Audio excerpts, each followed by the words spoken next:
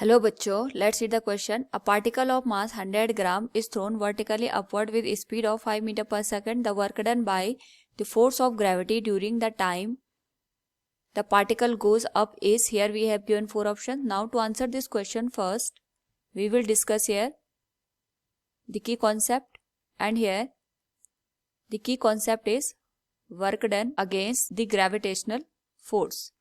तो यहाँ पे अगर हम बात करें क्वेश्चन की, तो हमारे पास एक पार्टिकल दे रखा है. इस पार्टिकल का जो मास है ये 100 ग्राम के बराबर है. तो we can say mass of particle it is given as m equals 100 gram, और इसको हम केजी में कन्वर्ट करने के लिए 1000 से डिवाइड कर देंगे तो ये बन जाएगा 0.1 केजी. और इसको हम यहाँ पे अपवर्ड डायरेक्शन में थ्रो करते हैं like this with a speed of 5 metre per second, यानी जो इसको इनिशियल स्पीड दी जाती है it is 5 metre per second. The work done by the force of gravity during the time of the particle goes up is. हमें यहाँ पे work done की वैल्यू को फाइंड आउट करना है. तो सबसे पहले जब हम इसको यहाँ पे अपवर्ड डायरेक्शन में थ्रो करेंगे तो हम ये देखेंगे कि ये मैक्सिमम किस हाइट को यहाँ पे रीच कर रहा है. तो we can say maximum height attained by particle, तो ये हो जाएगा हमारे पास यहाँ पे h के बराबर. और यहाँ पे इस वैल्यू को निकालने के लिए पहले हम यहाँ पे इक्वेशन ऑफ मोशन यूज करेंगे ताकि ये जो h की वैल्यू है ये हमें मिल जाए. तो we can use here third equation of motion which is v square equals u square plus minus 2gh. Depend करता है कि हम यहाँ पे जो ऑब्जेक्ट को थ्रो कर रहे हैं वो अपवर्ड डायरेक्शन में कर रहे हैं या फिर डाउनवर्ड डायरेक्शन में. तो यहाँ पे वी कैन यूज, क्योंकि जो ऑब्जेक्ट है और पार्टिकल है अपवर्ड डायरेक्शन में मूव कर रहा है. For this v square will be equals u square minus 2gh. क्योंकि जो हम ऑब्जेक्ट को थ्रो कर रहे हैं ये मैक्सिमम हाइट पे जाके रुक जाएगा, यानी इसकी फाइनल वेलोसिटी 0 हो जाएगी. तो v विल बी 0. u की वैल्यू हमें दे रखी है that is 5 metre per second square minus 2 into जी की वैल्यू 10 ले देते हैं यहाँ पे, और h की वैल्यू हमें यहाँ पे फाइंड आउट करनी है. तो value of h will be 25 divided by 20, और ये हो जाएगा हमारे पास h विल बी 1.25 मीटर.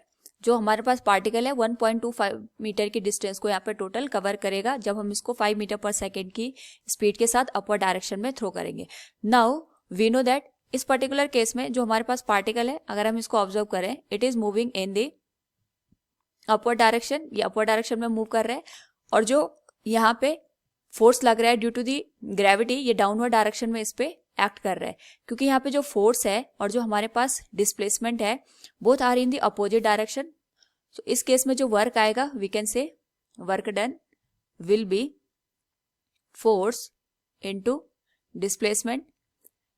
क्योंकि दोनों यहाँ पे अपोजिट डायरेक्शन में है तो जो वर्क आएगा ये हम यहाँ पे नेगेटिव कंसिडर करेंगे. इसको हम इस तरीके से भी लिख सकते हैं, it will B f into S cos theta. Theta की वैल्यू इस केस में यहाँ पे 180 होगी,